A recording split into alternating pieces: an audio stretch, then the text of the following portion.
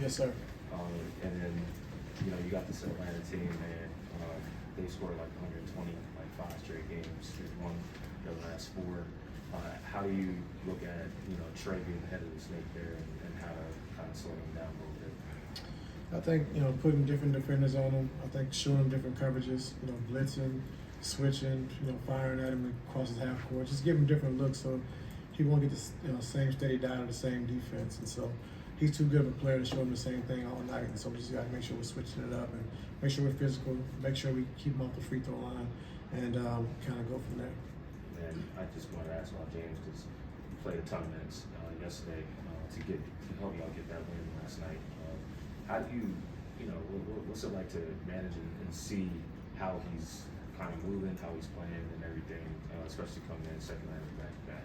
Yeah, we just got to look at it. You know, it's our 7th game, I think, in 11 days, and just being smart about it. And so I don't think he's going to play the same minutes he played last night. You know, he probably won't be okay with that, but we got to make sure we're saving him from himself. And just making sure that we're having for the end of the game and make sure he's, you know, ready to go down the stretch instead of trying to run him all out in the first half and, you know, kind of see what happens after that. Hey, Coach. What's up? Nice to see you. You too. This might be an easy answer to this question, but Kawhi Leonard, the pace that he's on, this elusive 50, 40, 90. What have you seen? You've been with him a couple of years now. What have you seen different in this run that you haven't seen before? Healthy. You know, just being healthy. That's the number one thing. And, you know, coming into training camp, you know, him, PG, and Russ really set the tone. You know, a lot of condition, a lot of hard work.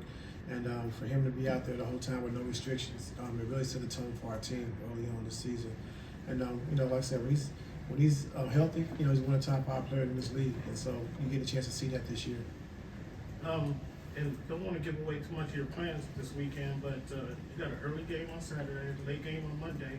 You gonna make it time to go see your KC Chiefs? I'm going. You are? Yeah. What's the score? I don't know what the score's going to be, but I'm going.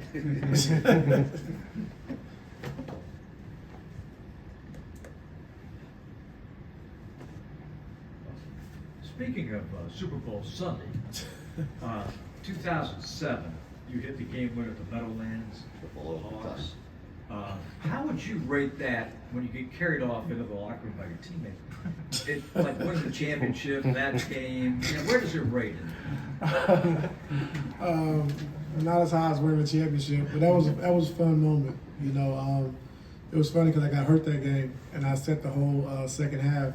And when the first overtime was over, and the second one came in, and Woody said, "Luka, you make a damn shot." And I was like, "I can make a shot, but I can't move. I just pulled my groin." He's like, "Just get out there and stand." And of course, they double teamed off me because I couldn't move. And then I made the big shot, and you know, all the guys carried me off the court. So it was fun, but it doesn't rank with winning the championship though, for sure. We all got home late to watch the Super Bowl. I know. I'm sorry.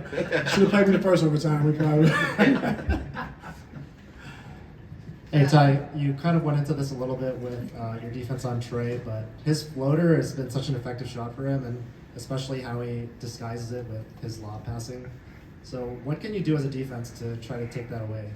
We definitely can't be in a draw versus Trey. You know, we got to be up to touch. If we're not blitzing, we got to be up to touch to make sure he's not getting down. He'll get into that pocket and getting that floater off, like you said, because it's either a lob or it's his floater. And he does a good job of disguising it. Thanks. This has been one of the best long road trips, not just, you know, in recent memory, but in franchise history. To be 5-1 with a potential to go 6-1. What have you learned about this group over the course of the, you know, being on the road for 13 days? Yeah, just resilient. You know, I think understanding and believing that we can win every game. You know, and so even when we get down early, which I don't like, when we get down early, we know we have the ability to, you know, come back and win those games, which we've done a couple times on this trip already. But just a lot of talent, you know, guys figuring it out, understanding how we want to play, who we want to play through, the combinations of guys on the floor at the same time. And so I give those guys a lot of credit, like in the locker room. They really put the work in to get to this point, you know, along with our coaching staff. And so, you know, we got a lot of room for improvement. We got to continue to keep getting better. But like you said, go 5-1 on this trip. With the game tonight, you know, with a chance to go 6-1, you know, says a lot about this team. Thanks, Coach. Yeah.